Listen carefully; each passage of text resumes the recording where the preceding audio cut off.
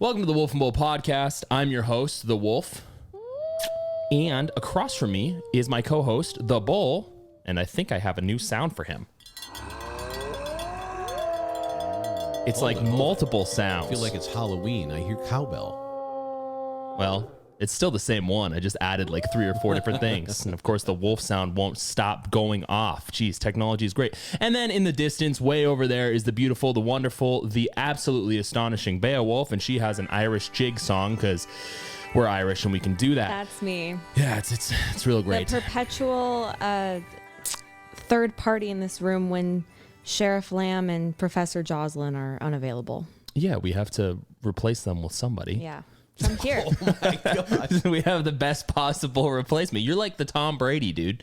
You're the Tom Brady of third co-hosts. I'm the goat. You bring levity to the podcast when I'm sitting here talking about nonsense. And for our listeners, just before we get started, a few reminders. If you happen to like what you're looking at or what you're listening to, go ahead and give us a follow on Instagram. You can also find us on all the major listening platforms, including Spotify, Apple Podcasts, and I believe we're also on like Overcast, everything.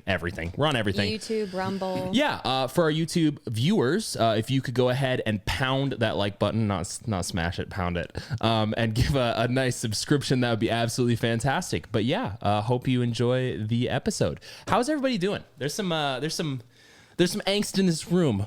Yeah, it's rating off of me like a steak on a smoker right now. It's the auras are of some very interesting colors in them. Yeah. Emanating. Are you okay? From all the... How are you? I've had some frustrating afternoon with some marketing issues. And yeah, let's just say I'm really frustrated with social media platforms as a whole, but particularly with their creative platform, the tools used to create the things that they want on their platform that I can't stand, and I won't go much further into it. And tell me more about that.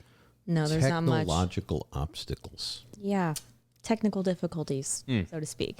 Because as soon as this podcast is over, I have to spend another 30 minutes doing something I tried doing 30 minutes before this podcast. Yeah. It didn't work. Well, that's fun. And I threw my arms up and gave up for the time being. Well, what's strange? Maybe the word of the day is difficult. Angerosity. Perhaps. That's cute. Hi, I'm Kermit the Frog. The word of the day is angerosity. My co-host, the Bull, is talking about it. Yes. How are you? I'm doing quite well. Yeah, you see we have a wall now. I've decided to try to use slightly lower voice today. And Wow. Acting chops. Just 10 out of 10. Amazing. It's incredible. You got a real Keanu Reeves going on over there. I love it. All I can see, I feel like, you know what I feel like right now? Just another brick house in the wall. Oh. Well, I know you guys. And I tee that up and you shit on it. You spent as a brick shit house. There you go. I was all the time taking concrete plaster. I mean, how between each brick? Exactly. I know it was really hard. Yeah, it was difficult. Of difficulty. It was a very busy Saturday. Should I jump into the monologue or should I talk about how I'm doing? I think how are we you should doing? see how the wolf is doing today. I'm doing great. Okay, let's jump into the monologue. I have a very special monologue for our listeners. It's very cheesy, but I hope that you can follow me on my dive into accurate history. I'm ready. In the beginning, Central Earth was ruled by 3 leaders: the elvish highborn, the regal humans, and the proud ogres. They were given 3 rings to be chosen amongst them to rule over the land. 1 ring of might, 1 ring of trust, and the 3rd ring of knowing. Peace reigned for hundreds of years until the time known as the Cenozoic period, which strangely enough is actually the period we're in today. Despair ruled the land. Gas was way too expensive, and Lord Byron, manipulated by the corrupted ring of knowing, was losing his grip on reality. Not known to many for his intellect, cunning, or bravery, Byron was a leader composed of malarkey. His popularity crumbling around him, Lord Byron resorted to the final thing he could do to impose his will upon those that strove to rebel. He sought to crush his opposition. Some 1,000 humans and 1,000 more defenders sought refuge in Delm's Heap, constructed during the Third Age, an ultra off-the-grid fortified gorge located in the heart of Central Earth. Having realized Byron's incompetence, the rebellion prepared for the final attack, but became overwhelmed by a legion of army of 87,000 IRS ogres. All hope was thought to be lost. The cause was forsaken. The rebellion had lost hope, and the pursuit of the fourth unnamed most powerful ring was considered to be lost to time. Or was it? Unbeknownst to the 87,000 IRS ogres, the humans had beckoned the elvish highborn prior to the battle. They were in need of the whole of Central Earth, the middle class. To disrupt the reign of terror. In a cry of surprise, Lord Byron realized that his recently employed legion of 87,000 were hopeless in the face of the elvish highborn. Defeat loomed before him. This has been a totally fictional, yet true telling of the IRS in your face, hiring of the 87,000 IRS agents. That's why today we're discussing the Inflation Reduction Act. Wow. You took some Lord of the Rings lore. Wait, what? No, that's all original. You took some That- Game. that's Was all- there some Game of Thrones lore? All in of there? that was Somewhere. original. Byron, What? Lord Byron. That was a poet. Yeah. No. Yeah. I thought it was And- beautiful. No, and the Byron. Interestingly, Lord Byron was he not Irish, or was he English? Because if he's Irish, and this is the No one knows. Inflation Reduction Act, which is, if you use the acronym, is what? IRA. Oh God. Oh yeah, that's a whole different conversation. And now we're right there. flagged. Whole other conversation. Well, I love the story of the IRS ogres. Yes. yeah, I totally off the top of the dome. Took me about 25 minutes. Yeah. Beautiful. I mean, you could write a three book novel. A three paragraph. Three paragraph novel. three Yeah, paragraph. sure. Yeah. I mean, honestly, I'm looking forward to see what happens. The Elvish Highborn they really haven't set a good precedent for their support in the past through the ages. But I do think that they tend to disappear off into the sunset. yeah, they'll rise like up it, at the right? top of like a hill with like the sun behind them, which is really bad for everyone because one, the ogres, the IRS ogres are at a disadvantage because they can't see the Elvish Highborn. And then obviously the 2,000 or so defenders of Delm's Heap, they're also blinded by the sun. Did no one ever think of that? Anybody ever notice how closely elves resemble Klingons? Or excuse me, Vulcans. I was going to say Klingons. Yeah, ogres resemble Klingons. The ogres are more Klingonish. Yeah, exactly. Yeah. It's like, where's your Star Trek knowledge? Damn it. Yeah. Damn it. I'm a doctor, not a.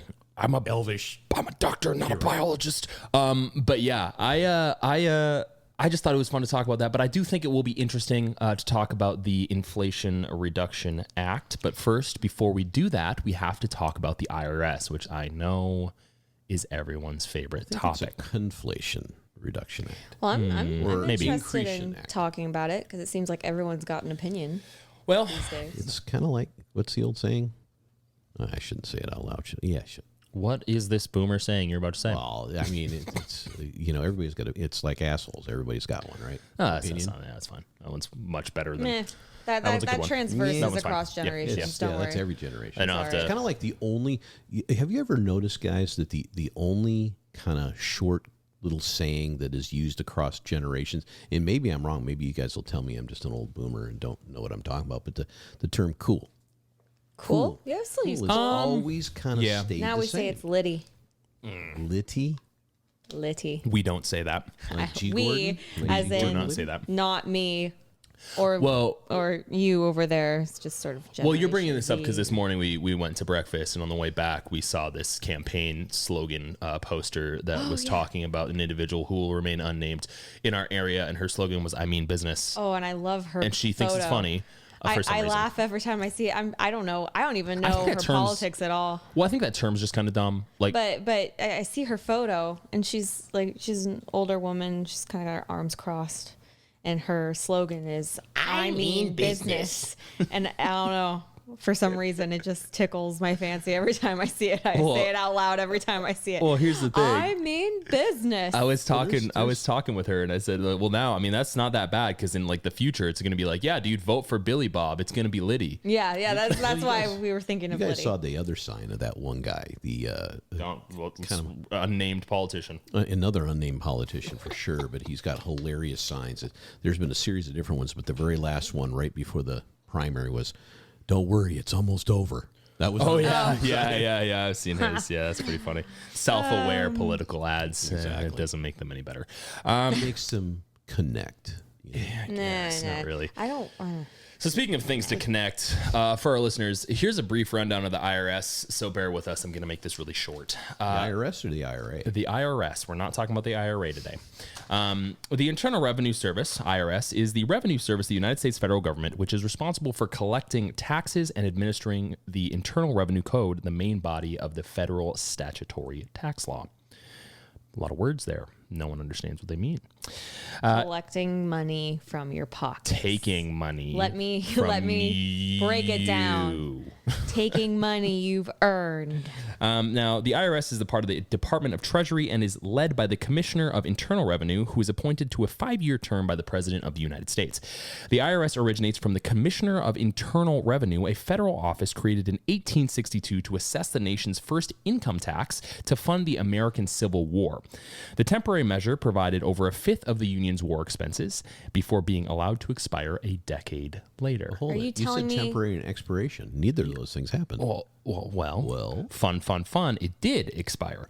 Interestingly enough, in 1913, the 16th Amendment to the U.S. Constitution was ratified, authorizing Congress to impose a tax on income, and the Bureau of Internal Revenue was established.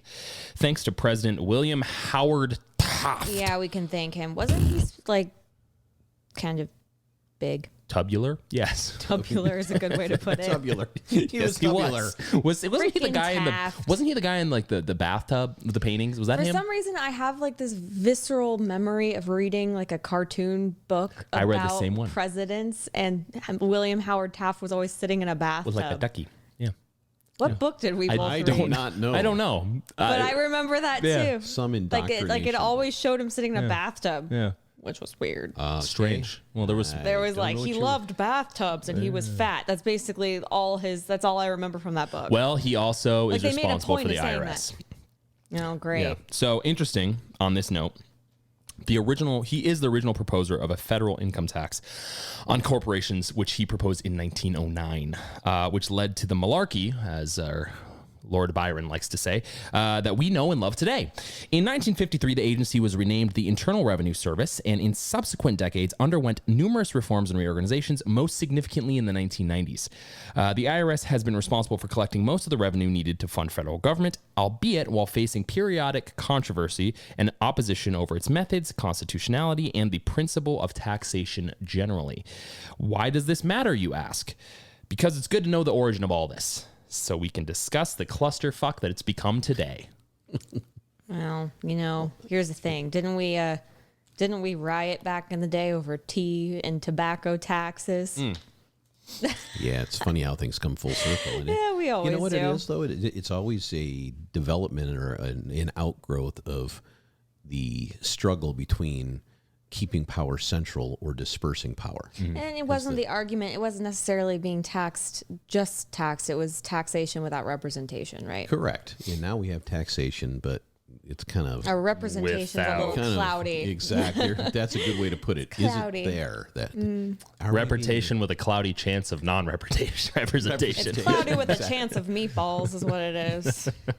Yeah, so being- obviously... we should have instead of a tea party, a meatball.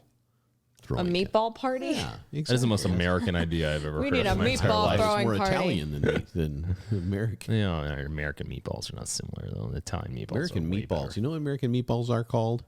Meatloaf. Hot dogs. Meatloaf. Thank you very much. Frozen? Meatloaf. No, hot dogs are just Frankfurters. They're all German. Right.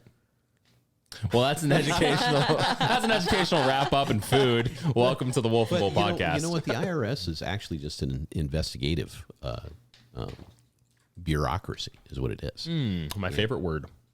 It truly is. There's even a division of it called the CI, which They is make the it rather Criminal Investigation complicated, though, don't Division, they? which has been conflated because of the theories out there that the new hirings of these 87,000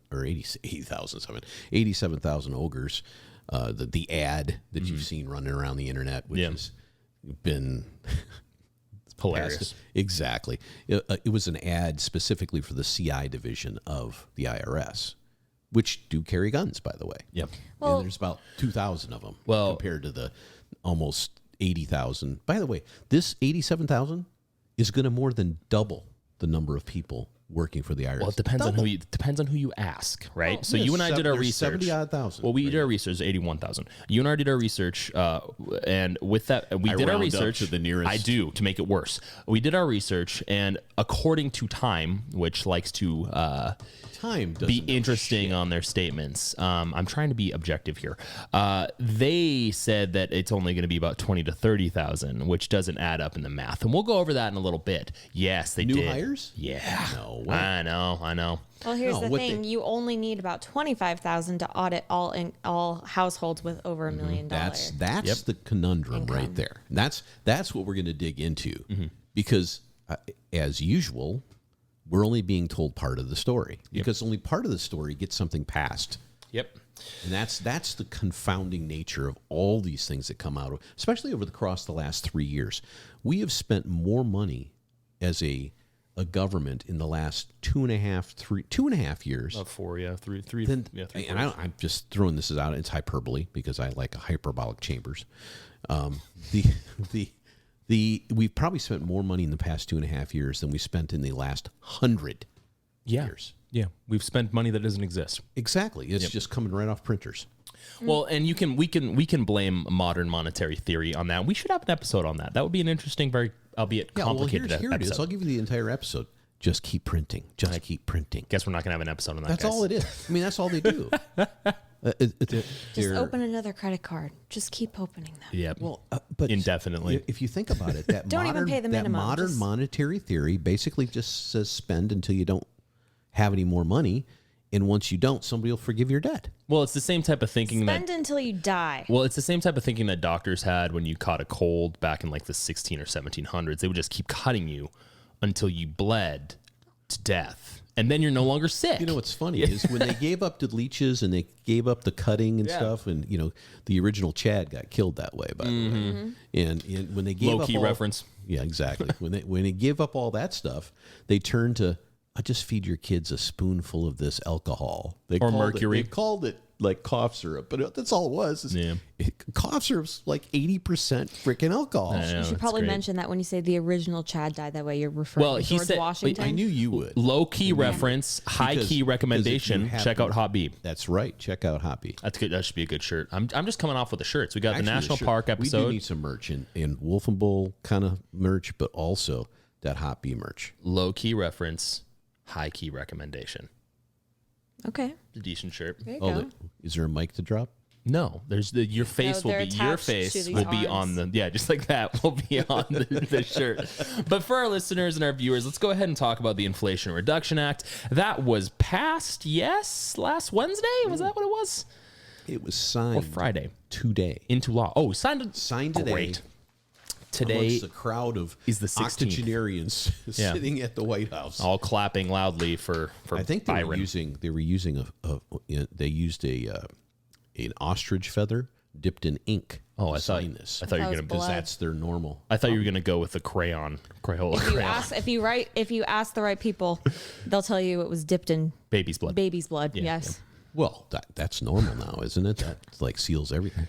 Everything's either completely true or everything's a conspiracy, yes, guys. Which is fun. It makes things fun. But for our listeners, the Inflation Reduction Act, and I pulled this from democrats.senate.gov. So we know where pulled it's that coming one? from. Oh, I my. did, because this is where it comes. I read it too. I know. And here's the thing. Interestingly enough, by the way, on a side note, I went to the Joe Biden campaign website.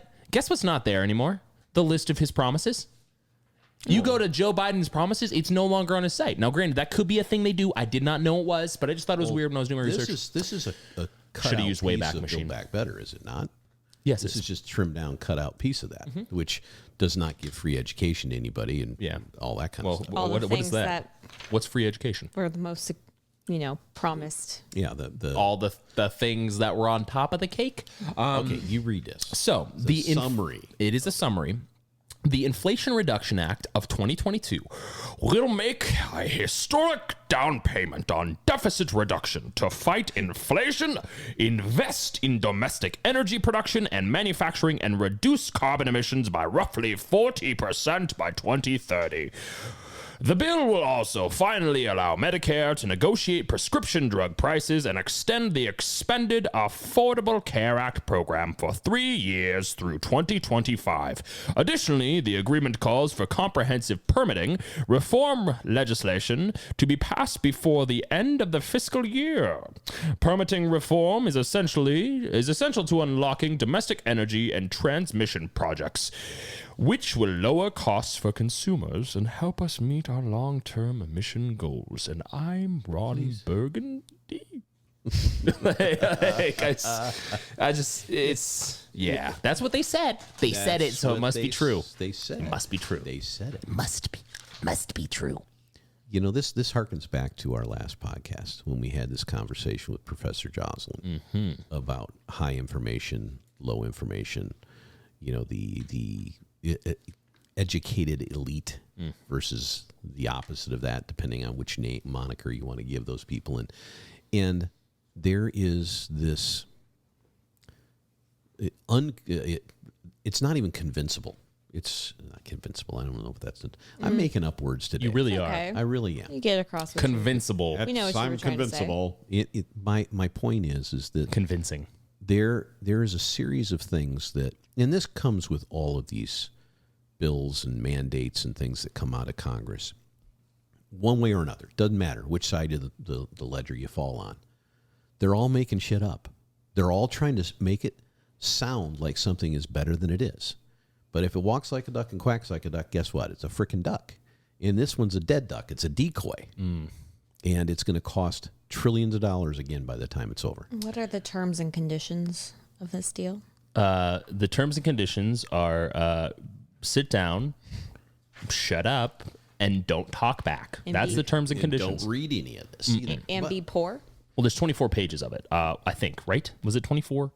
Nothing's ever 24 pages. Well, say. you know what? No, actually, the 24 pages was when they were taught the IRS.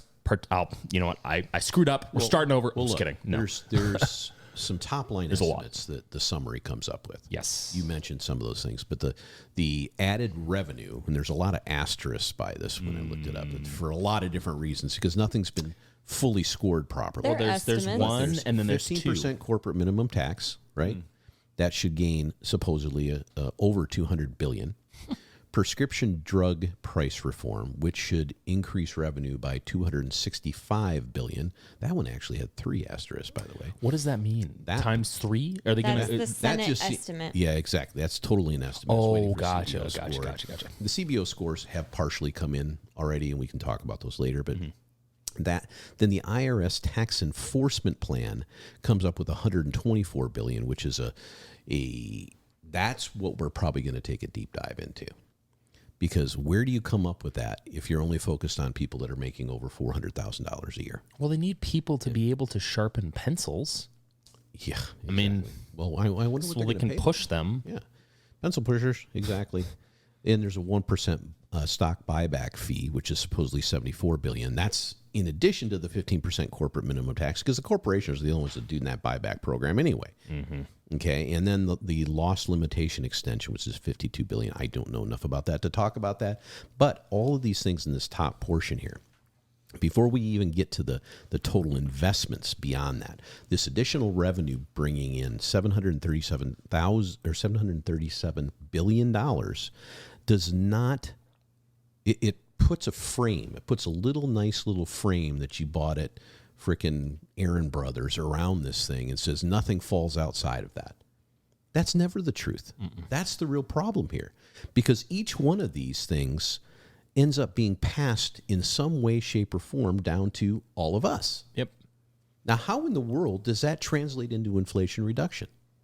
That's what I want to know. Well, you see, if you take the word inflation and you keep inflation there, and then you take the word reduction and remove that entirely, and then take the word act and make it increase, there you go. Inflation increase. That's how you do it.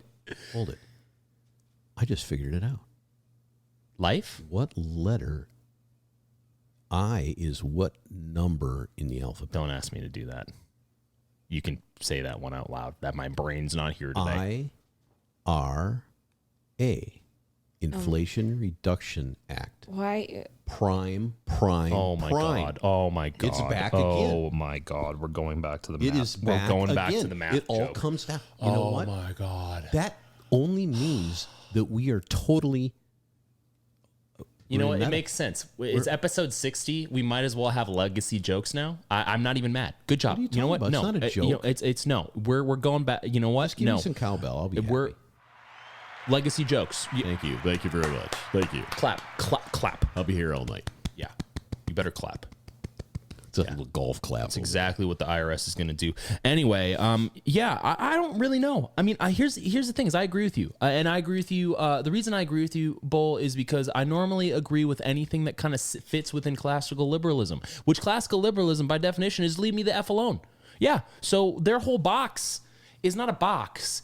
It's a circle. And circles are very similar and inclusive because they include everyone, not just the $400,000 people and up, but everybody. See, funny thing is everything has progressively gotten more expensive over the last few years. Now, not to say that things weren't expensive beforehand. Things were expensive with the last administration, and we were spending way more money than we should have. With that being said, comparatively, because I was not born in 2016. I was born in 92, so I'm old now. I remember 2016, and I remember how everyone said things would get so expensive, and they did the inverse. And now I'm living in what I would assume should be 2016, but it's 2022. And gas is slightly cheaper than it was a month and a half ago when it was $7 a gallon. Now it's $4. But in 2018, it was $2. So we're now you get to talk about the narrative as if something is actually going down, and it is in comparison to its height. Well, yeah, Last week, the national average was $4.99. Wow, and it was a huge accomplishment because for the $3.99. $3.99. $3.99. It's $3.99. $3.99. Sorry. Well, it's now under $4. I mean, dude, I remember in 2008 when we got under $4. Left. We have no reserves. Yeah. Yeah. Well, why would we need reserves Well, unless here's we're the going thing. into If things war? don't Oh, change- whoa! The also 3 letters: IRA, WAR together 6, and combined means nothing. It's just it's yeah. I don't know. What were you gonna say, Beowulf? I forgot. Cool. Yeah, I honestly, talking about this stuff gets me to the point where I want to forget too, because it's like it just goes out one ear, not the other. Look, you know, all this stuff gets me and most people that want to pay any attention to it riled up. And it's probably not even good for your health to think about this stuff too much. So we're going to blurt it out for everybody to listen to and get mad about. Yeah. But honestly, we should be upset. Cost of everything's going up. Everything that, not just that we want. You know, a lot of people go, well, who cares if the cost of some tchotchke from China goes up? Okay.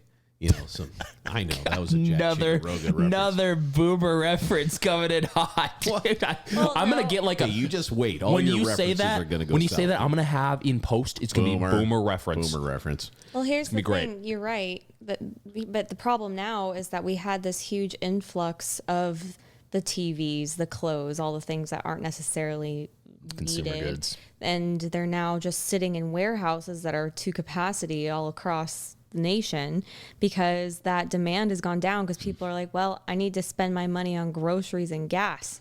And no longer are we, you know, during the pandemic, we had a huge influx of those things that weren't necessarily needed, but they were fun little things to have. And that's why we had such a huge e-commerce boom in the past 2 years. And now we're having the pendulum swing the other direction. Well, here's so the you thing. have places like Target and, you know, these big retailers who have so much excess inventory that they don't even know what to do with it. And you have very soon peak season, typically when you just have massive amounts of shopping going on and sort of this awkward in-between stage right now, and it's only going to get more interesting as we come across Black Friday soon. Well, just to give our listeners and our viewers some context, both of my co-hosts are in that industry. So before you go, they know what's going to happen. And if you want to learn about where to invest, don't ask us because we don't break the laws like some people in Congress. With that being said, what I will say is that you're entirely correct. And when it comes to the backup of products and goods, interesting the interesting thing to me is everyone said there was an e-commerce boom. Was there an e-commerce boom? Was there one? Because we shut down everything. Yeah, Wait a second. It was totally a shift. Yeah, we shut down everything for 2 years. And I know people are tired of hearing about this, but we got to talk about this because this isn't. Hopefully, this never happens again. Hopefully, it never happens again. But there was a shift from people going into stores to buying online. So it was an artificial e-commerce boom. It wasn't really a boom. It was more of just, okay, well, we can't go outside because either A, we agreed with whatever the federal government told us to do on our own volition. No one forced you to do anything.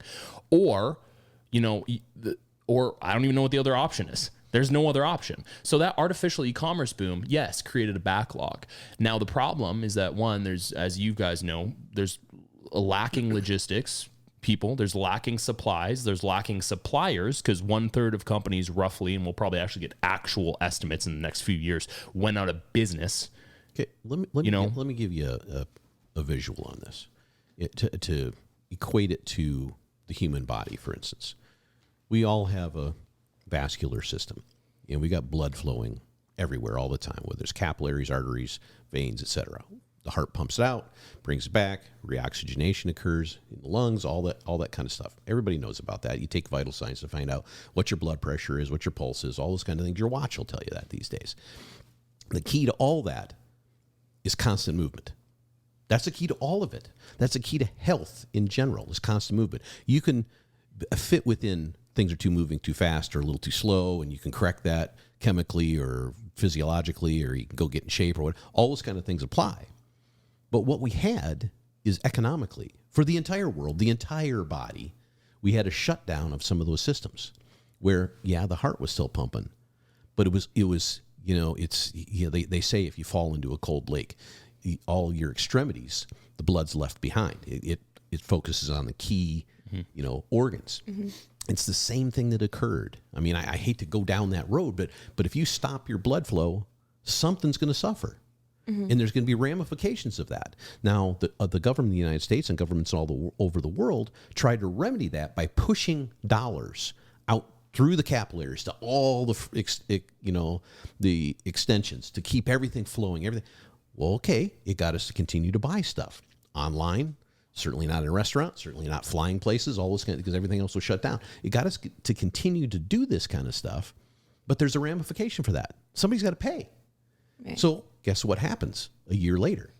87,000 new IRS agents come online, and everybody's going to have to pay. And if anybody thinks corporate America is going to pay, they're absolutely wrong. Mm-hmm. They're being lied to. They can go after people that are making $400,000 or more per year, which is typically corporations. They can tax 15% minimum on corporations, all that. It's all coming down to you and me, as it always does. Everybody got excited. Don't pay your rent. Don't pay your rent.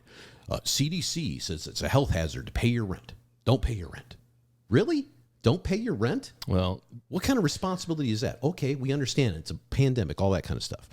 But now we're back in the game. Mm-hmm. We're back trying to get things flowing again. We can feel the blood coming back. We're out if you've ever lived in some place where it snows a lot, you go outside too long and you come back in and you start to get warm, the blood starts to flow, and everything hurts. Mm-hmm. That's what we're going through right now. Well, what's funny is you said the whole stop-start. That advice of don't pay your rent sounds really similar to something that happened in 2008, and that screwed over everyone who didn't pay their rent. Well, quick question. So say you tank your credit, or something happens, your credit tanks. Doesn't it take like 7-8 years? Yes, to really takes reset, a long time. Right? So think about it that way. I'm not talking specifically about your credit score in this, and just as a generality. Think about that. So you do anything with the IRS, they tell you to keep all of your documents for 7-8 years, right? Mm-hmm. So think about pandemic stuff happened 2 years ago. Mm-hmm. So this is going to be a wild ride for at least the next couple of years. And the unfortunate part is that the government told you that, don't worry about it. This is on us. Well, remember, it's not on them. I still don't, this is my just personal opinion. I may be wrong or right. I still think that those stimulus checks are going to come back around somehow. Maybe, of course it will. I know there's like it will come back around at least subtly, maybe in other things, but I think directly, eventually, they're going to come back around to bite it. Well, it already who is. got one. Look at the price of gas. Look at the price of consumer Well, no, goods. I know, I understand that from that perspective, but I mean directly. But that's- sometime in the next 5 years, I think it's going to come back around and say, everyone who got a stimulus check, now you got to pay up for that. I don't know if they do that. State of California, you got to, now the government, federal government may have given you a stimulus check. I don't know whether you got one or not, but the state of California, I know, taxes you on that. Yeah. So And nobody even, it was direct input into people's bank accounts. yeah, Most people against were their like, consent. What is this? I mean, everyone got mad about Free money. U2 sending their album to Oh, yeah. everyone years and years and years ago, but you remember now that? now we're okay with the government just giving us money for no reason. No, and here's the thing: the money that they gave us was our money. And this That's is the thing. Like you're right on. this you're is right what gets on, me. Wolf. This is what gets me is that people like, oh, it's a tax return. I'm getting money from the government. No, you're getting money from yourself. Yeah, it's your money. You like should get it when we back. pay higher taxes, all you're doing is getting the money you otherwise would have gotten had the government not stolen it from you. That's Oh, the argument. That's let the me- argument of liberalism. It's the argument of Let being a me libertarian. clarify. Libertarian is that the government is stealing from you. That's what it is. Let me clarify. I'm not against people who got stimulus checks. Let me. Why back would you? up. Why would you clarify that? No, I don't know. From what you said just now, it felt like you were trying to clarify myself, and no, that was not what I'm I was not. saying. I'm not saying that I got a stimulus check. I've got two, I got one from California and two from the federal government. The funny thing about it is, they might try and get it back directly, or they'll just increase the prices of everything and then tax guess I those just things don't- higher. I guess I just let don't me trust let me them. clarify something as well. I think it was the right thing to send stimulus checks. This is my personal position, not for everybody. I think this ubiquity is silly because there's a lot of people that needed none of that. But see, if the government is imposing itself because of a critical situation like the pandemic, and says you can't do this, you can't go outside, you can't go to work, so those are circumstances that are created specifically by government mandate. So the government's trying to fill that gap and pay you for something. I'm not against that. What I'm against is the ridiculous nature of their conversation about it's free money. It is not. No. Because as Wolf said a moment ago, It's a that loan. is money that the only way the government gets money is from its population. Well, if you got a stimulus check, you've paid it back by now in inflation. Well, Tenfold. here's the 10%. thing. Is it 9 or 10%? Right, because people forget. But the problem- you pay taxes on almost everything. Yeah, the problem. percentage. The problem, though, is that the return to the government is much higher than what they gave you. So they gave you. Let's see, if you're like me, I think I got a $1,400 one, a $600 one, and then something else, right? And whatever. If I have to pay it, I have to pay it. I mean, we thankfully, I'm in a position right now where it's something that can be done. With that being said, though, what I have to pay back to the government over the next decade, depending on certain scenarios, specifically foreign policy scenarios, is much more costly than $1,400 or $2,000. That's the concern that I have, because this whole thing, and you look at other countries, and obviously I don't want to get, this is a totally different topic. We have to jump into the Inflation Reduction Act eventually. But to end my point, you look at what's going on in China, you look at what's going on in Russia, you look at what's going on in Eastern Europe, you look at what's going on in the United States. We no longer have gas reserves. Weird. We keep giving money to a country that we don't really have any involvement in whatsoever, and frankly, something that we kind of caused with the with our tampering in certain instances, depending on who you ask, foreign policy wise, and directly depending on who you're talking to. And then when it comes to China, China's collapsing right now. China's economy is collapsing. It is. We're talking. They might invade Taiwan just to start World War III, just because. We're not talking like, oh, they'll just disappear. The CCP still has a million-man army. They'll just go ahead and send them into war. I mean, the interesting thing about history is whenever there's an issue in history economically with countries, normally the universal solvent is send a bunch of people to go die. Normally. To go die, to go land grab, to go into a position where they don't have to repay any debt. That's what people do this for. That's what I mean. Look, we're making things maybe a little too black and white. There's a lot of nuance involved. There's a lot of in this Inflation Reduction Act has a lot of different components to it that we won't be able to get into in one podcast at all. But the thing I want to remind people of when they listen to this or anything about inflation in general, which apparently was zero last month, right? And of course, because now they determined to look at it month to month instead of year over year. Data is fungible, which is not ever done in a professional setting. Oh, of course it is. It's done again in the hyperbolic when you're chamber. fudging the numbers. Fungible data.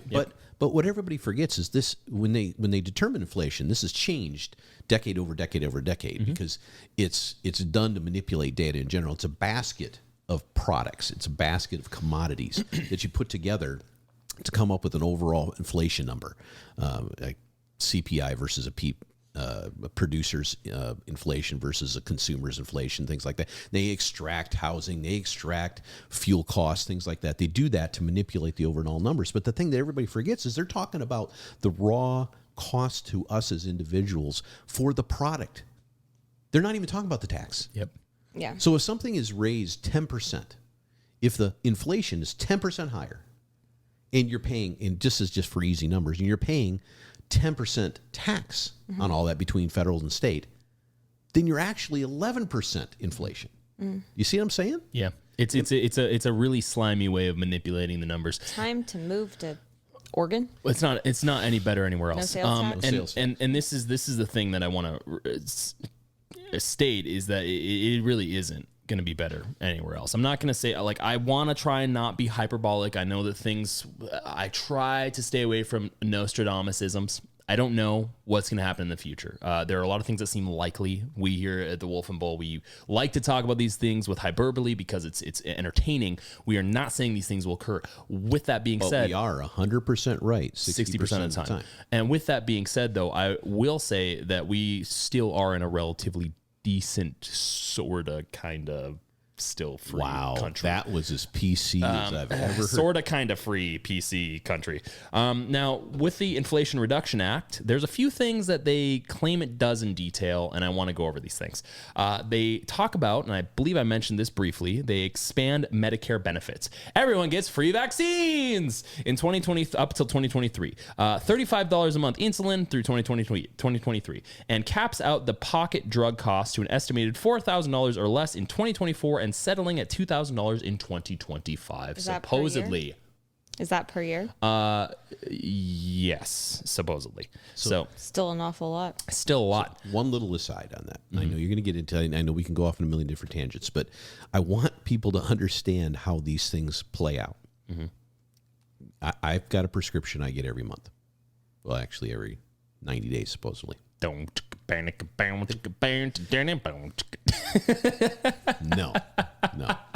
not at this stage in my life. You don't know what I'm talking about. You have no idea what I'm talking about. Continue. I have no idea what I'm talking about. I just wanted to do that music. As I stand on my hill majestically. There's a reason I can stand up there for so long. Yes. Yeah. No, anyways, I'll leave that alone.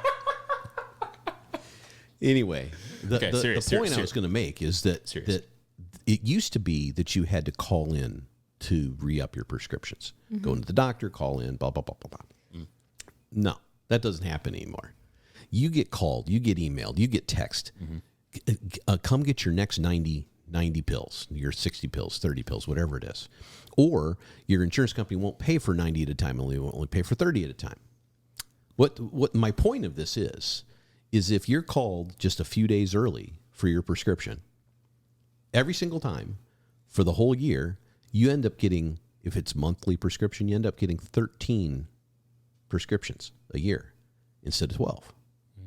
That is an 8% increase in how many you get, which means the medical people can be billed one more time per year per person that's getting prescription.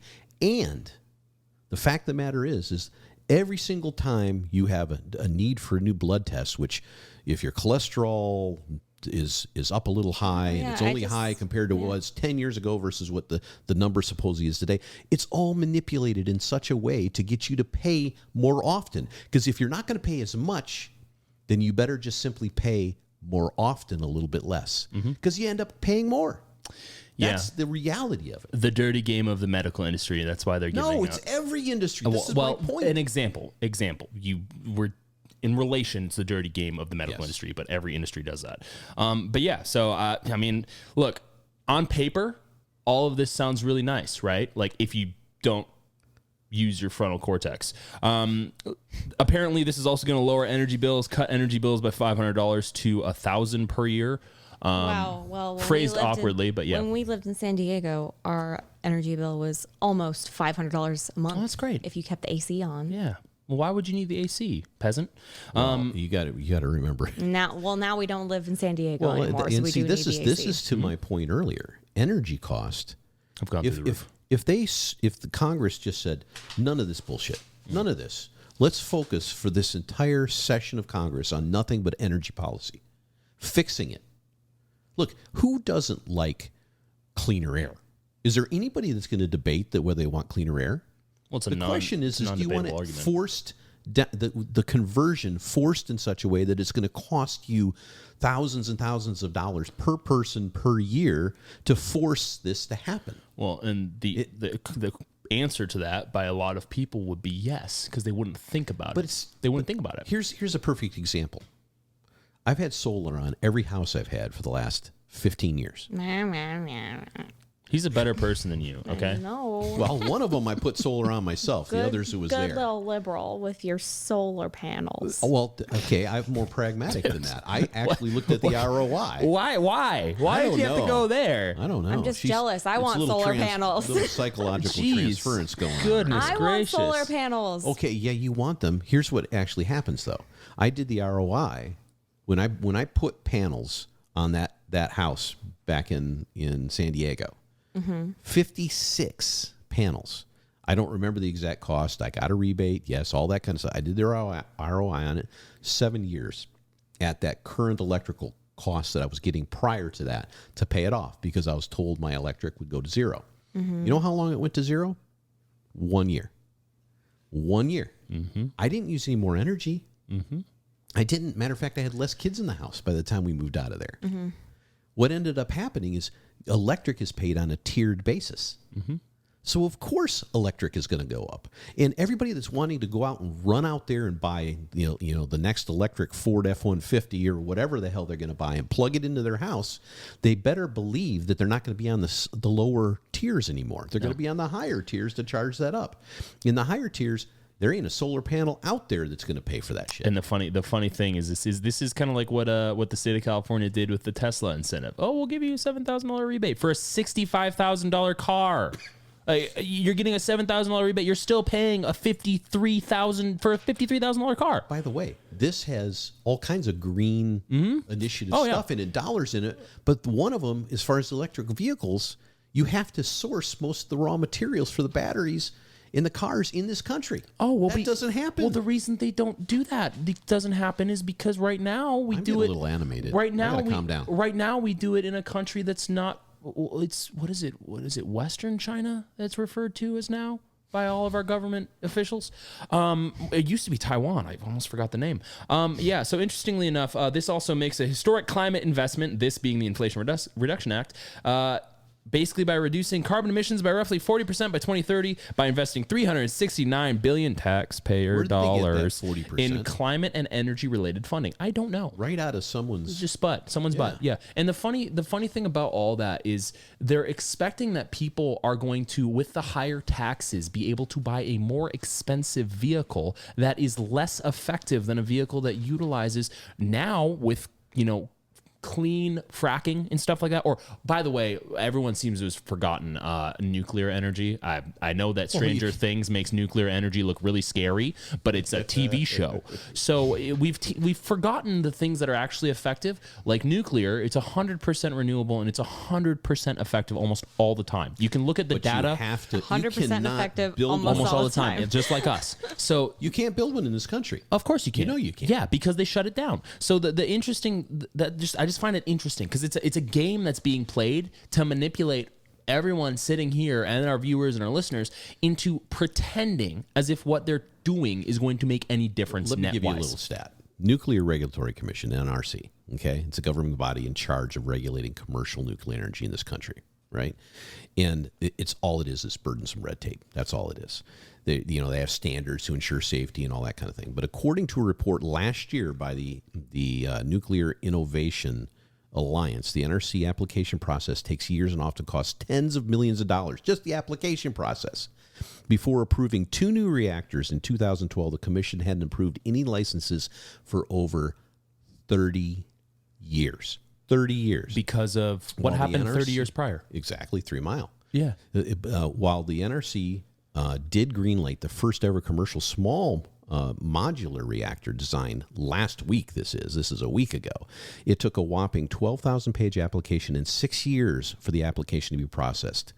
NuScale, the company building the reactors, estimates the cost them over $500 million just to get their design certified. $500 million. Now, there are currently 46 reactors in production in China. Yeah, and here's the thing. People look at this and they think, the populace looks at nuclear and they think, well, yeah, but we've got wind and solar.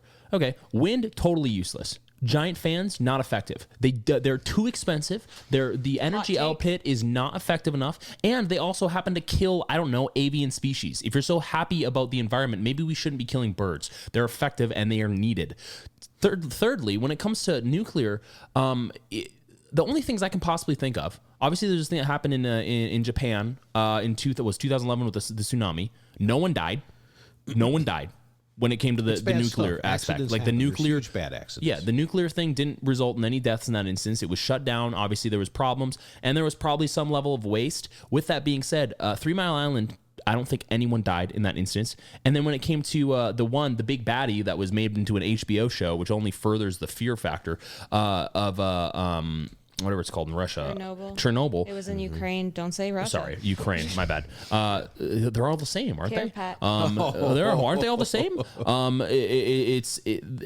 That was probably the worst in human history, and it was in a situation that was poorly put together with inexperience and lack of foresight to future problems. So the 40% reduction by 2035. How many years is that? No. Long enough. 13, right? Yeah. 13 years from now. Mm-hmm. Okay. The NEPA, which is the National Environmental Policy Act, which is from 1970. It was, and again, a lot of people have their heart in the right place, and they're trying to regulate things in a very pragmatic way to help the environmental causes. Do they? Well, this is 1970. This put into place. Consider that 42% of every energy project right now currently backlogged under that Clean Energy Projects Act are all clean energy projects. 42%. 15% are fossil fuel projects. And the Trump era reforms to try to expedite that just got rolled back by Biden. Mm-hmm. And he wants the green energy stuff, but 42% of these projects are there. Vineyard Wind, which is a project off the coast of Massachusetts, offshore wind windmills, that was proposed in 2009. It will begin producing energy in 2023. It took 14 years for that one project. Yeah. One. Well, I've been told, reliably been told, we won't be alive by 2030. So we need to expedite these things and get them going. I mean, if we want the world to be greener, AOC again. Well, if we want the world to be greener, why don't we have the ability to push these through like this? Why aren't we? And this is the question I've had for years of my life as an adult. Why are we doing the exact opposite of things that are effective? That's the commonality in this country for some reason, and across the world. We seem to think that this utopian view will come to fruition with bad ideas. Like, I have no problem with utopia if we can do it in a logical way. If we can do it in an effective way that's not going to kill millions of people, that's not going to doom people who are in poverty, that's not going to destroy the environment in a third-party way. Because here's the thing. We can talk about, electricity all we want. You know what electricity is made with, right? Coal. And obviously there's other facets of it, and we can invent other facets. But this is treated as an all-or-nothing premise argument, and I have a problem with that. It should be in between. What it is it's pushing back the Advancement. No, what I'm saying is the problem doesn't go away. This green energy policy thing pushes the green energy into the face of the populace. You know, the cars are quieter and they're electric. The population centers are cleaned up because of that. We've talked in past podcasts about what LA used to look like when I was younger compared to it is now. It's way Go down to Fremont. Not Fremont. Go down to freaking what's this? Skid Row. Tell me it's way better. I'm talking about the air. Maybe about the air. Maybe The air The actual quality air quality used to be really bad. Unbelievably, it's I want to say 100-fold better than it used to be. Yeah. But the benchmarks, the goalposts keep getting moved. Nothing wrong with that, right? Continual improvement. I love the idea of continuous improvement projects. That's what green is about. But continuous means it's a process. It doesn't mean it's a take the building and blow it up and start over with a big hole in the ground. Because guess what happens when you have a hole in the ground? You have damage. Yep. And so the utopia you're talking about constitutes, or is part of that utopia, has half of those things you talked about that no one wants to shine a light on. And that's a population that is going to be probably fat, dumb, and happy. Is that really how we want to be? I don't think. Well, here's the problem: is that's all predicated on if our crops aren't destroyed by this stuff. And I'm not saying that they will or won't be. I'm saying that. So 2020 happened, and the logistics nightmare of that is going to rear its head. And we can talk about green initiatives all we want, but our country is not going to be the one affected by it. That's still a problem. Our inflation will keep going. Well, but I mean, who cares if our country's the only one that's not affected? There's plenty of other countries that are going to be affected. I'm not saying you don't. I'm saying that this is the thing that I think about is okay, America might be fine. We'll be more expensive here for the most part. Knock on wood. But there's other countries that won't be.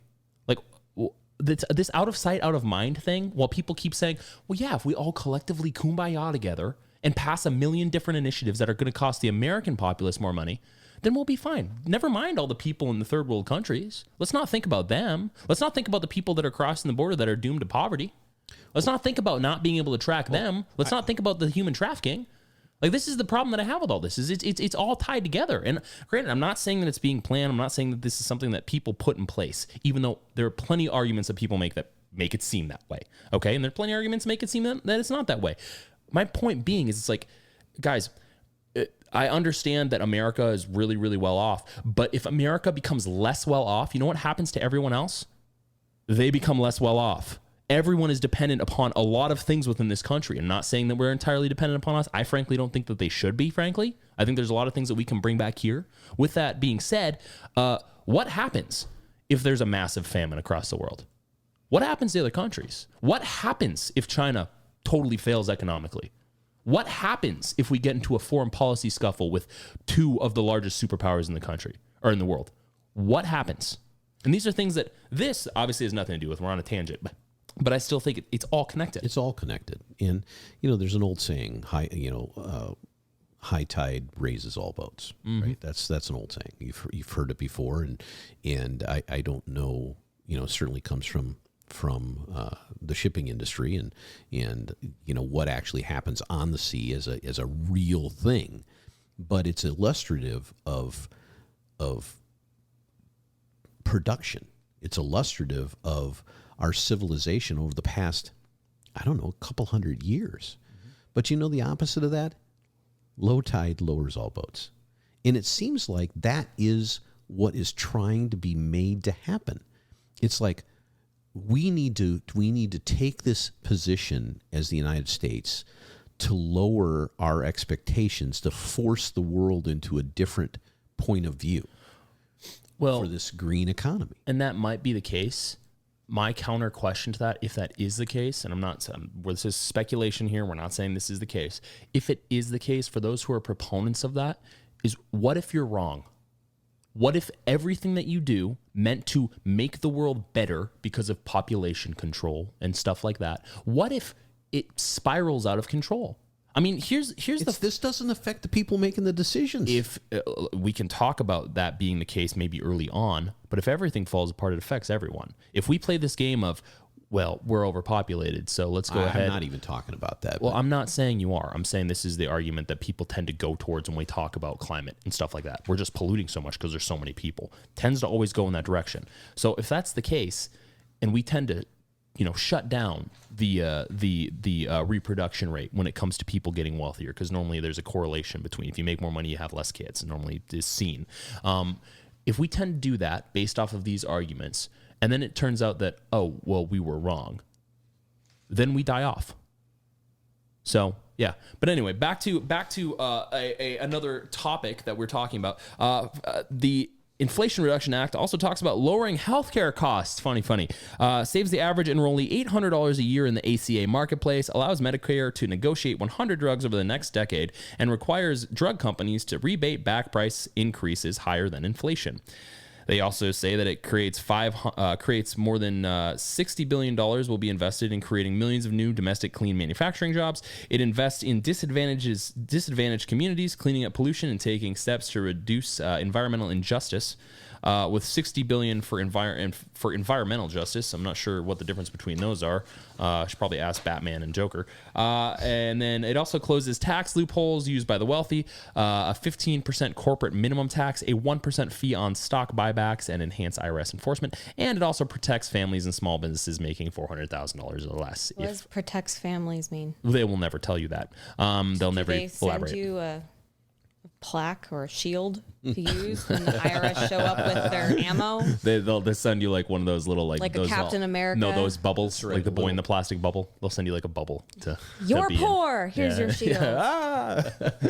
Taxes just flying they'll off. send the you shield. enough money to get the newest, PS5 game or something. Oh yeah, like so you that. can That'll protect be- yourself and. No, so that you can just I- dive into well, the meta and not it's worry about funny any that of this stuff. You can be Protects these poor families making $350,000 in their households per year. Exactly. Such a hard life. Well, and what's funny is that those people making that much are like 1% of the American population. Right. Yeah. Like this is the misnomer. It's- and we should dive into the IRS side of this, because this is the misnomer that a lot of people have. They believe that the burden should entirely shift to the wealthiest 1% or whatever they end up. which that's a finite value.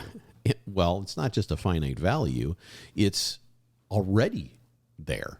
Yeah. I mean, I know you have a graph in your notes that speaks to that. I don't want to jump too far ahead, but that speaks to where taxes actually come from. Yeah. But the people From the IRS. most of these graphs and things that I've looked at in researching different elements of this always talk about percentages, which it's good for some things and bad for others. But when we're talking about an overall budget for the United States and where the money comes to create those and handle those budgets, and they're always in deficit because we deficit spend all the time. So we're not even collecting what we should collect in the first place. That has to come from the largest number of people, not 15 people at the top end. Yeah. It comes from the largest number, and we should dive into those. Yeah. Well, I mean, do we want to talk a little bit about what Heritage said at all about this? Sure. Okay. So obviously there's a lot of pushback when it comes to what was recently said about the IRS, 87,000 people being hired. Time magazine happens to have their opinions about things. And this, for our listeners, is taken from heritage.org. So obviously there's a leaning there. The Internal Revenue Service was making the case that the Biden administration's plan to supercharge funding of the IRS would reap dividends for the federal government. In a table in that report, the IRS shows that part of the return on investment for America would be that by 2031, the IRS could increase the size of its workers by 86,852 full-time employees. The Inflation Reduction Act includes the same nearly $80 billion in new funding for the IRS over 9 years as the American Families Plan, which would increase the IRS's annual spending by an estimated $14.6 billion by 2031. Since the IRS funding plan remains almost the same, the IRS's estimate of adding roughly 87,000 full-time employees to its ranks should still be a reasonable approximation. In a Time fact check, a counselor for tax policy at the Treasury Department was quoted as saying, "There's a big wave of attrition that's coming, and a lot of these resources are just about filling those positions." Right. The Time article claimed that the IRS might net roughly 20 to 30,000 more employees from the funding, but this is not what the IRS report from last year said. The 24-page, and that's what I referenced earlier, IRS report has only one rather obscure reference to attrition, and that's not in the context of hiring new agents. Here's how the IRS describes the expansion of its workforce. Quote, because the expansion in the IRS's budget is phased in over a 10-year horizon, each year the IRS's workforce should grow by no more than a manageable 15% each year. Notice the IRS is describing a growing workforce, and notice that it is at a rapid rate. If the IRS were to grow by 15% each year for 9 years, that would mean a 252% increase in the size of the IRS's current 81,836 person workforce. That would mean more than 206,000 more IRS employees than today. That number is clearly unrealistically high, even for the large amount of funding the IRS would receive. But even if the agency grew at an annual rate of 8.4% for the 9 years, barely over half the ceiling described by the IRS, the agency would surpass 87,000 new employees. Is there enough funding in this bill for the agency to add 87,000 employees to its ranks? Its numbers projected by the Congressional Budget Office suggest that 87,000 figure is very close. The IRS spent roughly $13.7 billion in 2021 and had 81,600 employees, or about $167,900 per employee. Think about that. If the IRS were to hire 87,000 additional employees at the same cost per employee, it would cost roughly $14.6 billion, the same amount of funding that the government forecasters projected the IRS would spend in 2031. So you're telling me an IRS position is $170K per year? On average, if everyone got the same amount, yeah. A cushy job. Was that the wages, or was that the overall expense per employee for the I entire? want to say it's per employee. Yeah, per employee. That can't be the wages. That's got to be in part wages. Yeah. Well, in It part, could be, but not. I suppose. But I have no idea. $170K for every IRS agent salary?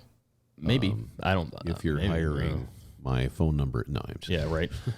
Now, one would hope that with millions more audits of the American taxpayers coming, at least taxpayer services would improve, but that is unlikely. And if you have any suggestions or questions about that, go ahead and visit the DMV. I mean, some states have going well, some states don't. Only $3.2 billion would go towards taxpayer services, despite the IRS answering only 18% of phone calls it received in 2022. That's a mere 9% increase for funding in things like account services, taxpayer education, and filing assistance. The lion's share of new funding, the $45.6 billion, will go to enforcement activities like new audits, litigation, asset monitoring, and collections. Don't be fooled by the statement that families making under $400,000 will not be affected. The math does not add up. Even a 3,000% increase in audit rates for taxpayers making more than $400,000 would fall well short of raising the new revenues being claimed in 2031. Keep in mind that this is the same IRS that partisan leaked records of private tax documents of some of the wealthiest Americans in 2021. It has been 10 months since that occurred, and nothing has come of it. Surprise, surprise. Now let me add to this, because, and I don't know if you have this in your notes or not, but Janet Yellen sent a letter, and so did Charles Reddick, by the way. He had a letter a week or so ago, but Janet August 10th. Janet sent a letter, and it basically it says, specifically, I direct that any additional resources, including any personnel or auditors that are hired, shall not be used, and I said shall not be used, to increase the share of small business or households below the $400,000 threshold that are audited relative to, and here's the last part of this, historical levels. But should we believe the words of one of the stone trolls from The Hobbit: An Unexpected Journey? So two things. Should we believe that? Historical levels were significantly higher than they are today. And this is the same person that said less than a year ago that inflation was transitory. Oh, yeah. Remember that. Then changed the definition of a recession to something that has never been. Then started measuring inflation in month over month instead of year over year to hide the data. I think she's trustworthy. We should trust her. We should. Them, they. I don't know what her designation is. We should trust it. We should. Well, we should do it. Is she at Delm's Heap right now? No, she's eclipsed. Helm's Deep. No, Delm's Heap. Delm's Heap. Why are you conflating us with Lord of the Rings? This was original content. Are you implying something? Yeah, exactly. No. Delm's Heap. Delm's Heap. She's been waiting the entire episode to jump on that. by the I way. can't resist as Lord of a the organic Lord of the Rings fan. Master Frodo, Yeah. please Now, don't go. so I had some more information taken from the dailysignal.com. Considering the sheer magnitude of 87,000 new IRS agents and an estimated $204 billion in new revenues from enforcement, is it possible for all those new audits and revenues to involve only taxpayers paying over $400,000? No.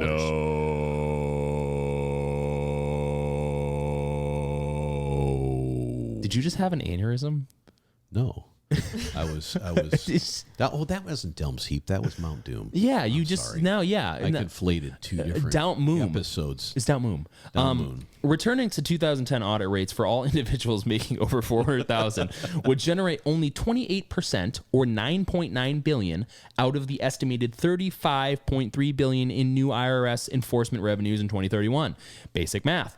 Even increasing recent audit rates 30-fold for taxpayers making over $400,000, including 100% audit rates on taxpayers with incomes over $10 million, still would fall more than 20% short of raising the estimated $35.3 billion in new revenues in 2031. This assumes a 98% increase in the number of tax filers making over 400,000 between 2019 and 2031, based on the annual growth rates between 2014 and 2019. That was sourced from the nonpartisan United States Government Accountability Office, or GAO.gov. Estimated revenues for a 30-fold increase in audits almost certainly is overstated, since 30% to 40% of audits in these income groups result in no additional tax being owed, and audits already target returns with higher likelihoods of underpayments. Do you guys remember when the amount of money, and this was just this year or last year, when it changed from, as far as red flag for audit, or not for audit, for the IRS to be able to see. Like Venmo. Yeah. Well, see, Yep. it used to be $10,000 or more. Now it's Now what, it's 500 or 600. $600. Yeah, I know. Yep. $600. Yeah. That changes the equation right there. I mean, think about so we don't have this issue anymore, but a couple years ago when we did, you're splitting rent You with mean a bunch 8 of people. years ago? No. It's got to be beyond 7 years, otherwise you're opening yourself up to a problem. Yeah. Oh. Way to go. Well, now yeah, you're exposing 10 problems. years ago. Yeah. I'm saying when you're splitting rent with a bunch of people, usually one person pays and then you just Venmo the other people. They're going to have to keep track of that. Yep. It's kind of And see, stupid. well, actually, you think about it. I understand why they're doing this. Cash businesses and these kind of things that you're talking about. So if you had 5 people living in a house, one person was paying the mortgage. That person paying the mortgage is getting a tax break for paying that mortgage. Yeah. Because of the interest And and because of the taxes. a Everything. lot of people are and paying a lot of people are cash. paying cash to that person, and they're not getting any benefit other than the rent. Now, Yes, as a landlord, I would say I'm giving them a rate that constitutes a better deal because I know that I'm the person getting the advantage on the taxes. But the IRS doesn't care about that Well, anymore. if I were that person, for anyone listening here who is in that type of situation, This is not financial advice. this is not financial advice. But if I were in this position, this is what I would do. Here you go. Write a check or get a receipt or something. Not even just for this reason. I mean, if you ever want to buy a house, you gotta show that you paid rent somewhere. Well, the interest 2 years. Well, what's unfortunate about that is that just creates an entire complexity, not only for the IRS, which is, as I stated earlier, not particularly effective, but also for the person paying the taxes. Well, and let's think Like, about you got to the- start taxing yourselove like a business owner when you're not a business owner. Well, think let's about think it. about Like, the average income of the person that's doing exactly what you're saying. It's not. They're not over $400,000. No, it's not. No, and like where I think this is really going to bite some people are the people in like for example beauty industry, stuff like that. Like I will not out this person. I used to go get my eyelashes, eyebrows done or whatever, and you pay Venmo, but at a certain point they started saying don't put the word this on the Venmo. You need to put like a random emoji of a frog. Yeah. Well, the IRS. And that's all because they're just trying to skirting yeah. the Venmo rules now. Well, the IRS will find that out, and it's going to be fun. Well, that's what I'm saying. It's going to be a very interesting couple of years. Yeah. You know? Well, what's counted on is that you can get taxed more than once on anything. That's what's counted on by this. Legally, you can recoup that. So in other words, if you buy something for $100 and then you sell it for $50, you're obligated to collect and pay taxes on that $50. That's legal. Well, yeah, and my question is, like, what are you going to do for, like, something like Poshmark? Yeah, it's going to drive those. It's going to drive the rates That's of all those. recorded. Well, it's going to but- drive the rates of those companies up, or it's going to drive those companies out of business, which is going to Right. remove, again, and we've talked about this in other episodes, it's going to make it harder to become a business owner in this It's country. just more inflationary. Yeah. And I mean, it's going to become prohibitive. The same thing they're doing with homes right now. Now, auditing every single taxpayer with an annual income over $1 million would require only 25,000 new IRS enforcement agents. But Democrats' bill, it calls for 87,000 new agents. My question is, what will those extra agents be doing? I mean, that's less than Less than half. They less will than be third. they will be auditing up to historical levels, which over the course of the last 10 years, the number of audits has gone down precipitously. Well, and In here's all the thing, categories, It's, all like Can't I have said, that. It's like I said earlier. I mean, you got a long time before your 8 years is up. So think about all the squirrely things people did in 2020. Well, it's not even about the squirrely things. It's about the things that the government suggested that you do. No, I mean, It's more that's than that. yeah. It's more than that though. So here's what ends up happening. If you have $400,000 a year or more, and you get audited by the IRS, you have a high paid CPA and probably a high paid lawyer that are conducting those, and the IRS will spend 100 more hours to do that audit, and get significantly less as a percentage from those folks, because they have the ability to push back and say no this, no that, and they have people that are used to work for the IRS that are now CPAs managing all this. What happens on the lower income levels, and I'm not talking about 300,000, I'm talking about under 100 grand or whatever the markers are. You don't get an IRS agent calling you. No. You get a paper in the mail that says, we found this discrepancy 3 years ago in your file. You owe us $3,522. Please send it, or if you want to, you can counter that and go to the litigate it through tax court. US Doesn't that tax sound court. fun? That sounds fun. And you say to yourself, okay, calculating, I'm going to spend more than $3,250 to go to tax court unless I represent myself, which immediately means you'll lose. Yeah. So you send in all the paperwork to try to refute what they say, because that's what you try to do as a person that has held their receipts and everything else. And you know what is end up being told most of the time in those situations? Pay it anyway, or we'll take it out of your next refund. Yep. And Doesn't guess how that many sound hours the criminal? auditors spend on that? Doesn't that sound criminal? 15 minutes. Yeah. Doesn't that sound like what a gang would do? Yeah. Go ahead and you know what? This street you're on seems pretty dangerous. That's right. There's no one on it right now, but there could be. Go ahead and give us about $500 a month, and we'll keep it safe for you, or we'll destroy your business. That's literally the same type of thing. That's why I think that, in my opinion, for my personal opinion, this is theft. That's what this is. And we can talk, well, what do the taxes go toward? Well, the taxes right now go towards other countries. That's what they do. We could talk about them going back to America, but that would be really interesting to see how much of the taxes we pay actually stays here as opposed to just going somewhere else, and how much the taxes that we'll eventually pay over our lifetimes, for everyone who's alive right now and people who are not yet alive, to paying for those things that were made from whole cloth money that doesn't exist right now. There Interesting. are arguments to be made that a lot of these foreign policy things, whether you agree with them or not, is beside the point. But there are a lot of arguments to be made that they protect us in one fashion or another. That's the spin that's put on. I would argue against it. I'm more on your side of that coin than others. Sounds like a poopy spin. But this goes back to why we have a federal government in the first place.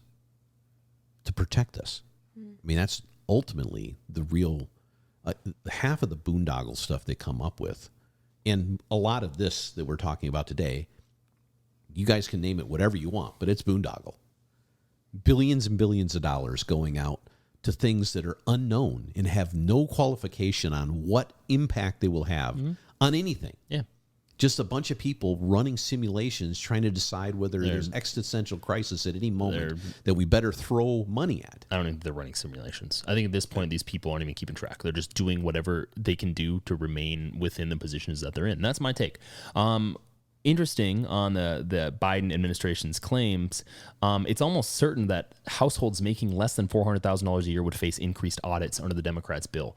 And that seems to be the true intent of the IRS. According to a 2021 report from the Government Accountability Office, from fiscal years 2010 to 2021, the majority of the additional taxes IRS recommended from audits came from taxpayers with incomes below $200,000.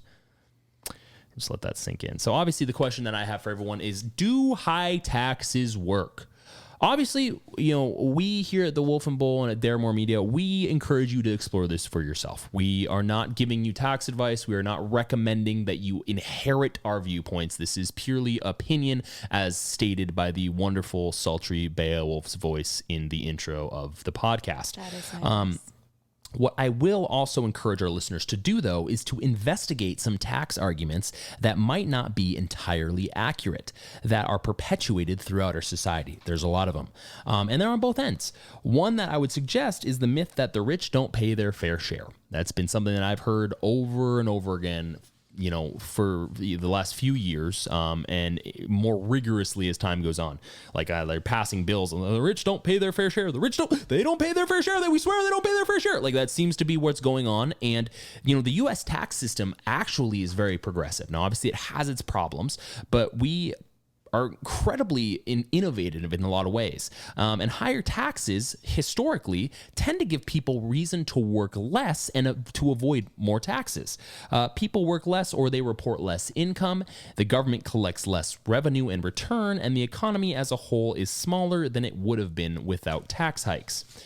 Historically, it always feels good when you hit a new tax bracket. Yeah, you pay more your taxes. Salary, and you're suddenly like, wait a second. Yep. Wait a second. Now, historically, 70% tax rates were relatively normal in the United States. Between 1951 and 1963, for example, Americans in the top income tax bracket were taxed at over 90%, although that top rate was only paid by a handful of people.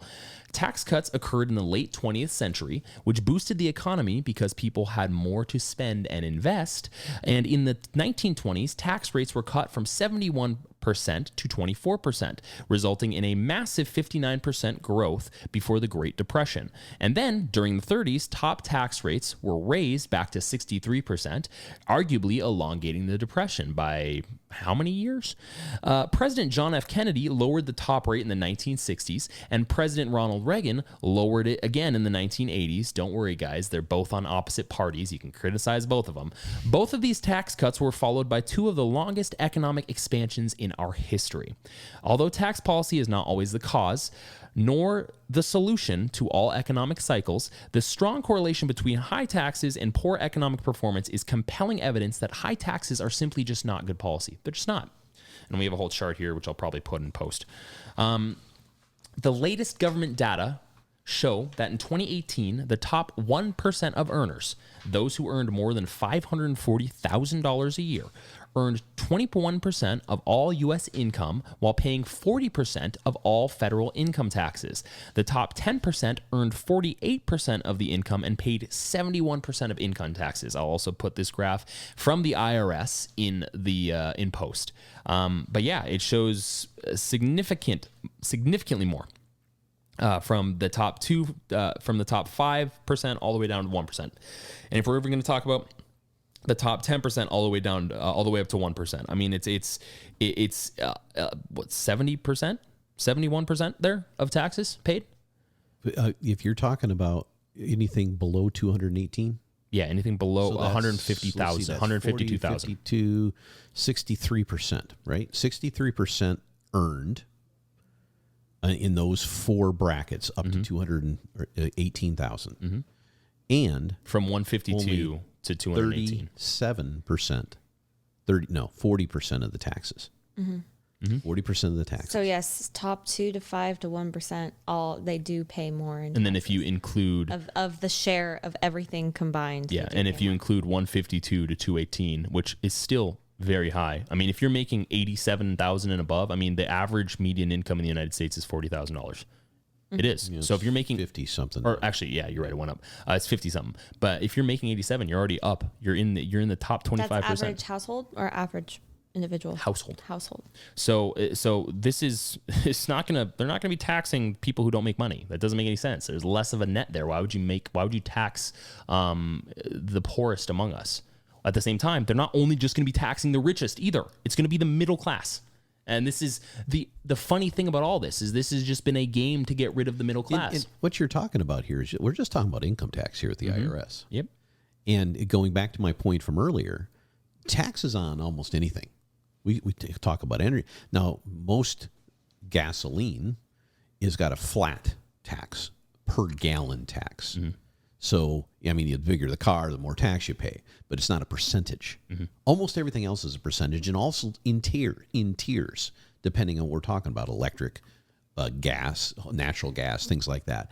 The more you use, the more you slip into brackets that are higher, and you pay a greater percentage in those brackets than others. But everything from luxury taxes on items that are wants, not needs, a boat, an RV, things like that. They all have luxury taxes on them. And then also on everything from, I mean, they just outlawed, menthol cigarettes or something like that the other day. Oh, I didn't know that. That's fun. Was it menthol, or they outlawed some kind of thing?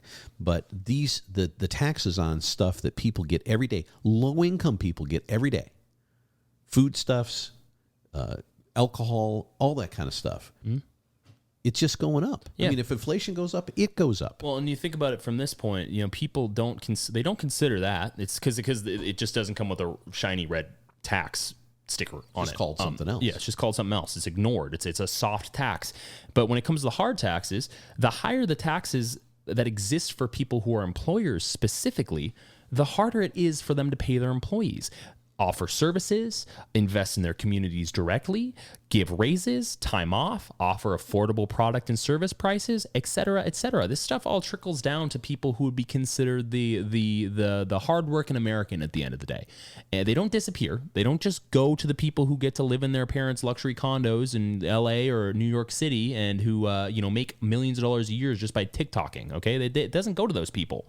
Now that's why the whole raise the minimum wage argument from a logical basis doesn't make a whole lot of sense, because you raise the minimum wage, you know what all the companies are going to have to do? They're going to have to raise their prices, which means that inversely you will have to pay more money for the product or price that you otherwise would have been paying anyway. So your coffee at Starbucks, which is $7 now, will be $15, and you'll make more money on your paycheck, but your dollar will be worth less. It's a real conundrum too, because large corporations tend to reinvest in themselves huge amounts of money.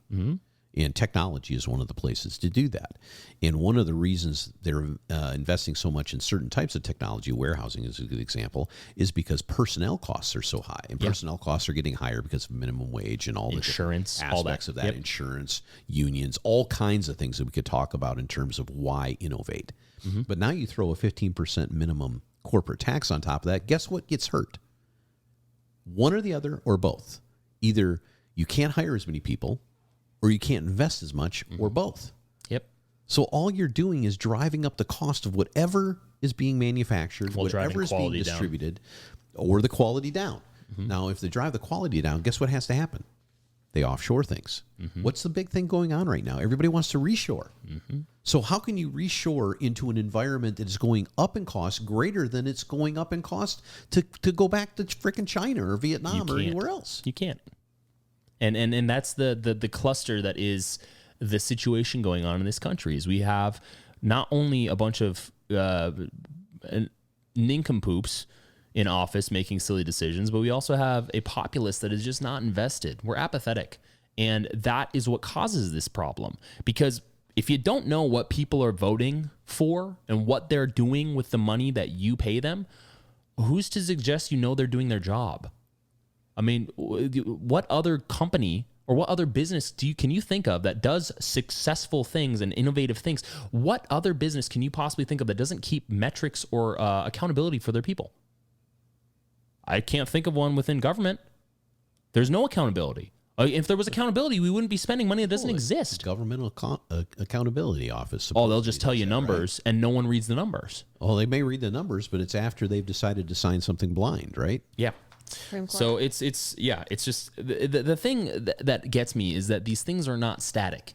Like the value of the dollar, the price of goods, the wages you get paid do not stay static in relation to cost of things. Everything is dynamic. You get paid more money, things get more expensive. Why would a business owner, or why would a politician, or why would a lawyer, or anyone for that matter who makes any sort of money give you a deal and screw themselves? So right now in, I believe it's UK, the rail workers there are threatening to strike. And that's a common theme. I think they were threatening it here too and all sorts of stuff. But anyway, part of the problem is they've been negotiating with the railroads, and the union leaders there have been negotiating pay raises, and they were offered a 5% increase in pay raise. And essentially what happened was the union leaders refused it and said no, because that's effectively a pay cut, because inflation is 13%, or I think it's 13% over there. And essentially they're just going to be, it's so bad, 5% does nothing. It's just they're making less money anyway. So that can be said for people here too. There's lots of people who took pay raises over the last year who are, frankly, we can say the same thing. We moved states. We moved from Southern California to a state where we thought we were going to be saving a ton of money. And we're paying as much, if not more, than we were a couple months ago in Southern California. See, this is the key, though. In that Arizona. The wolf was talking about a second ago. Everything is based on, nothing is tied to a standard. No. Everything is reflective of its relationship with something else. Money is a great example. Our U.S. dollar is weighed against the euro and against the yuan and against the peso and against all these other currencies. So it fluctuates with its competitiveness and its reflection of how it's capable of buying things as compared to those others. That's why we're still as attractive as we are when other people buy our debt. That's so far, right? Unless we lose our ratings, which is an international monetary issue, and it's a big exploration of another podcast. Well, the euro is equal to the dollar. But the whole point is it's all that way. Across the world, it's that way. And if there's nothing you can securely tie something to, then the games can be played all the way around the block. And that's why I will forever dislike Richard Nixon for taking us off the gold standard, because it was a standard. But yeah, ultimately, honestly, time is going to tell. We don't know what the future holds. I have my opinions about the Inflation Reduction Act, but I can't consistently or accurately or confidently say that I know exactly what's going to happen. For all we know, it could just be malarkey. Could be absolute malarkey. It's the word of the podcast, malarkey. Or it could be the worst possible thing to ever come across, all of our tables. I normally let my determination when it comes to these type of things, when it comes to politicians, be influenced by track record. And unfortunately, the current individuals in office just have not set a proper precedence when it comes to pretty much anything. Being untruthful about such things as gas prices and the economy and the respective causes, which we talked about, involvement with foreign powers, support for countries like Taiwan against oppressive regimes, lockdown measures and metrics, general health logic, and more has suggested that nearly every proposition that has been pushed is either designed to go directly against the grain of improvement or outright wasn't designed to improve anything in the first place. And that's how I feel about it. And now granted, again, I could be wrong. This is just my opinion. Do not take it as truth. This is meant for you guys to think about this and to determine for yourself. But that pretty much wraps up the episode. I mean, I know it's kind of a... IRS, who knew we could attempt to make it interesting? Right? You gotta add the numbers and it gets exciting. Well, TurboTax is going to love that you're going to pay for the extra, what is it, $79 for protection? Aren't they free now? No, they're not free. They've got a They free say that, version. but it's not. The first version, the which free does nothing version- for you except putting your name on there. Yeah. Very nice. And I don't know. You should. But here's that's the something to thing. look into. Look into that business, This whole thing means taxes are just going to get more complicated, though, right? Yep. which they And already were tax law is complicated already enough. Very complicated. I mean, look. I'm not saying that we should do this, but in other countries, they just take. You don't even have to worry about this. They take it out exactly the way it's supposed to. And, Well, That's here's- flat tax. Yeah, they have a lot of flat tax. There's a lot of arguments. and for there's that a lot now. of arguments for and against that. I get that. But man, You know, tax season is a stressful time. Even if you are the most confident and you aren't a liar, you're not going to try and stiff good old government. But still, it tends to make people nervous You know what's because they interesting? complicate it to the utmost extreme. What interests me about this is people are nervous about their own money. Yeah, exactly. You're getting money Very back good point. from an entity that is taking your money. You're nervous tax season. Why? It's money they owe you. I think that they like, And it's not from their pot. It's from what would have been your pot. You gave a pot of something that was yours that you spent hours and time working for to someone who is a complete stranger who you'll never meet, who comes around every year and says, you know what, you gave us X amount and we'll give you a smidge of that amount back because we need to use that for, I don't know. I think That's what it comes down to. Like if you look at something like TurboTax, they offer so many tax breaks to the average Joe that sometimes people are like, oh, well, I want as much money as I can get back from that they've taken already, right? So sometimes maybe people are like, can I actually claim this? Can I actually claim that? And they're not sure, and it makes them nervous. Look, I mean, Can you think of another point in your life where someone who is a complete stranger comes up to you and tells you that you need to claim things that you otherwise paid for with your own money, or they'll punish you? hey, every time you fly to Europe, every time you drive across country lines, I think even you're technically supposed to, when you drive across state lines, you're supposed to declare the stuff you buy. You know that, right? Yeah. How many people do that? that's why No a one, lot of 'cause nations it's dumb. a lot of nations have VAT taxes. They have value-added taxes for Yeah. anything, anywhere. It's So a people federal buy tax. stuff But duty free. you also have to remember the VAT taxes and the flat taxes, just because it's ease doesn't mean it's less. So you look at somewhere like Norway, Northern Europe, where everyone likes to tout Norway. You ever been to Norway? I have. It's expensive, really expensive. So I'll give you just a little prediction, okay? And this conflates something that we're going through in the transportation logistics industry quite a lot. There was a law put into place called, it was Assembly Bill 5. I don't know what the actual law is, but and you guys can look it up out there, but I won't go into the details about it. But what its overall mission is to drive more people into the arena of being W-2 employees versus contractors versus gig economy kind of people. That's what it was intended to do. And if you look at what we're talking about today with the IRS and what they're trying to say about not collecting additional taxes from these lower income groups, those lower income groups are the vast, vast majority of both the W-2 employee regime in the United States and the independent gig contractors, vastly. So what can happen, what will happen, in my opinion, We're this making is predictions. my prediction, Okay. is that the more people that are forced by mandate, by law, by assembly bills, by the PRO Act, read it out there if everybody wants to know how that might affect you in terms of AB 5. What it does is it drives people into a position where they have to take W-2s from everybody. That is code for the taxes the government wants to take from you will be taken at the time you're giving a paycheck. Even before you see it. Right. Yep. Before you see it. Yep.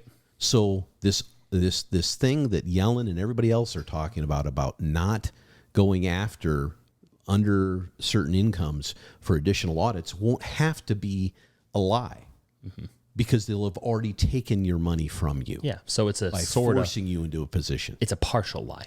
It's a nice white lie. It's like spin. It's like when you tell your kids that Santa Claus Hey, is 100% fake, because obviously Santa Claus is 100% That's right. real. With that being said, there are some people who choose to, I don't know, buy some things during that time. And it's a deceptive tactic. And the reason I have a problem with not Santa, because Santa's wonderful, but with tax season and with taxes and with these people talking about this is their entire shtick is deception. They'll tell you one thing, they'll do 3-card Monty with you with almost anything. It doesn't matter what it is. It could be about, well, we need to fix some of the crime rates or the issues within cities. And their 3-card Monty trick is, well, you know what? Let's go ahead and actually just get rid of the police. That makes a lot of sense. And then when you want police back, they'll say, okay, well, what we're going to do is we're going to increase the funding for the police in those particular areas. And then we're going to introduce maybe kind of sort of people who aren't from those areas who are also police. That's where it's all going. It's a roundabout way of being able to take power from the individual. That's all it is. And you can think I'm being hyperbolic. I am being hyperbolic. At the same time, at the end of the day, we hope that this episode has given you some insight into, the tax bracket and some of the discussion about the, I almost said the Inflatable Tax Act. That's not it. The Inflation Reduction Act, even though it should be the Inflatable Tax Act. And hopefully it gives you some food for thought. It gives you some information about taxes within the United States. I know it's not necessarily the most interesting topic, but it is something that people should be informed about. And it's a complicated issue. We don't profess to be experts, even though we say 100% of the time we're accurate, 60% of the time or something like that. It keeps changing. The other way around. 60% of the time we're 100% accurate. Investigate for yourself is what I would say. You're gonna come to the proper conclusion, which is gonna be your own. Thanks so much for tuning in, and make sure to follow our Instagram and give us a subscription on YouTube. Pound that like button, and we'll see you next week.